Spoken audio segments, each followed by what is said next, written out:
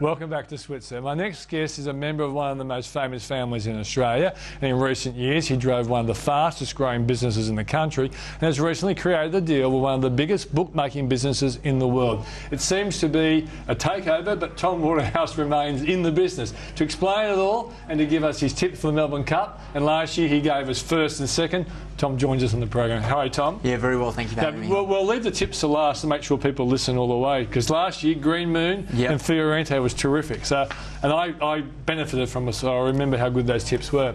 Tom, this year's been a big year for you. Some ups, some downs. Let's do all the ups first. You created this tomwaterhouse.com.au business, right? And it grew rapidly, and you mastered, I think, marketing on TV, and now you've rolled it into William Hill. So tell us that story.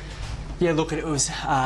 We knew the opportunity in the market in terms of the bookmaking was changing, and obviously coming from an on-course background, which the family had been involved with for over 100 years, and then transferring to online was a big shift, and we launched in 2010. And getting that marketing strategy, we had to be different in that the tab has had a monopoly for the last 40, 50 years, and we had to be different. We went and bought a lot of heavy in TV and tried to grow the business as quickly as possible. And then when the opportunity came to join William Hill and be part of the William Hill family, well, what they've done in the market's incredible. Like the fact that they've gone from basically similar to the tab in owning high street, but being now the leading online business in the world, and to be able to join William Hill and to take that technology leap.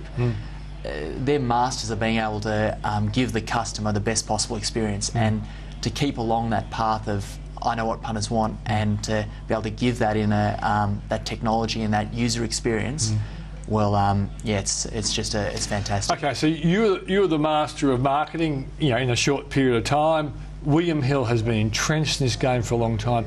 What is there, like, given the fact you've now rolled the business into William Hill, what has been the first big noticeable change to the operation because of that? I think the thing that's changed is that they are so experienced in terms of being able to give that better user experience. But at the same time, they still say, well, Tom, we don't want to come in and change it to what Australian punters want, but let's give you the tools, let's give you the infrastructure to really deliver on that vision, and to be part of that, to be part of, well, see how fast they've grown and that business that they've been able to develop, and to give that customer that better experience. The products that customers can get now compared to, well, 3 or 4 years ago when I started, it's just a different world. Like, you've got the array of different products, the pricing that they get, the quickness to be able to bet.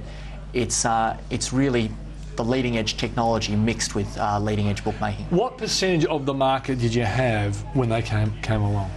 Well, we're the fastest growing, and moved from having basically not known in the market in terms of an online betting company to having in the areas that we mainly focus on advertising to having the highest awareness. So in terms of customer acquisition, we were probably fastest growing in the market, but you've got existing incumbents like the tab that have had a monopoly for 40, 50 years. So to basically get a share of the market, well, all the corporates are basically, they're offering far better product and better innovation to try and grab that tab pool. So obviously Hill must have liked your marketing strategy, because otherwise that in a sense was their best investment, wasn't it? You actually had got the reach and you were growing fast. Yeah, I think they liked the marketing strategy, but also the team of people. They're a business that has been very good at growing in the UK, but they've also been very good with acquisition in terms of they've bought some great businesses, but at the same time they've let the local talent there and the local team really learn from them as much as possible, but then take it to the next level. And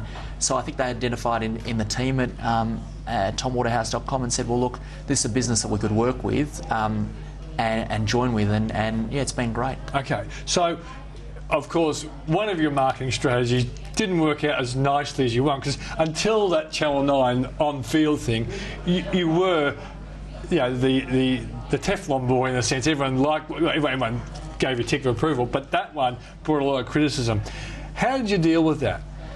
Look, it's you sort of take it in your stride. In some ways you go, gosh, I wish everyone thought you were fantastic, but it comes, the positives and the negatives, it's just part and parcel of having your name on the door. And with it was the first time you really copped negatives, wasn't it? Because until then, everyone thought, gave you a tick for approval. But this was like, even Peter Fitzsimons started ranting and raving, and you don't want him ranting and raving. Yeah, well, it was basically, you've got to get your name out there, and you've got to try and take on the likes of the Tab. You've really got to keep trying to think of new ways to market and do different things. Channel 9 was actually not that different to what had been done before, except for the last segment after the game. But I think the thing that the people watching the TV were upset with was the fact that I had Channel 9 microphone, or that I was on with a Channel 9 person, which wasn't.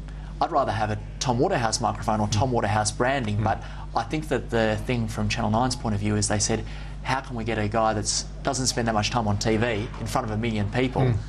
He's going to be like a deer in headlights. We've got to protect him a little bit, and we'll ease him into being on TV by himself. And I don't think it was any.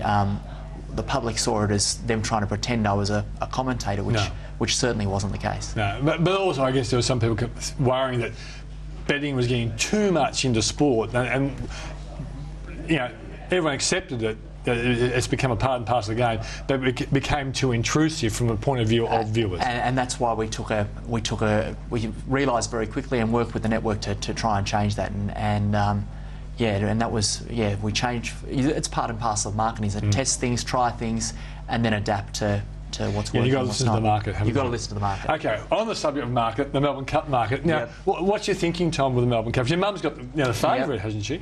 So exciting for her in Ferrante. What an amazing run in the Cox Plate. I thought coming around the turn it was going to win the Cox Plate, actually. But it was just a really solid effort. And you like to be on horses that are on that upward spiral. And I think that was probably its best ever run in that third in the Cox Plate. Just was very, very good. But she actually has got a very exciting horse called Trey Blue. Trey's Blue. I don't know if I'm pronouncing it correctly, but it's about French, very blue. Yes. Okay. It's 20 to 1 chance. And the thing that's exciting about this horse is that it's a 3-year-old in the Melbourne Cup, but it's older than most of our 3-year-olds because it's a European 3-year-old. Okay. It's in with 51 kilos. Yes, so it's got a light weight. It's got a very good rating from overseas, and it's come here, travelled really well, and I think with the lightweight and the big price, it's definitely it's definitely the one to be on. So Ferrante, Trey Blue, and what's the third? You gave us 2 last year. What the trifecta this year, Tom? Again, another one I'm not sure if I'm pronouncing correctly, but Velours de Coeurs, which is also another overseas horse. I usually say, well, unless they've had a run here, I don't want to be on them. But I think times are changing. I think the quality of overseas horse we're getting is getting much better, and I think we're also adapting to how to prepare them for the runs a lot better than what we used to. So that's changed. I used to, if you'd heard me in previous years, I'd constantly say that, but I think it's changed. All right, mate. Thanks for joining us on the program. Thanks Good very luck much. with it. Thank you. So that's the end of the show for the night. Hope you join me tomorrow night. I'll see you then.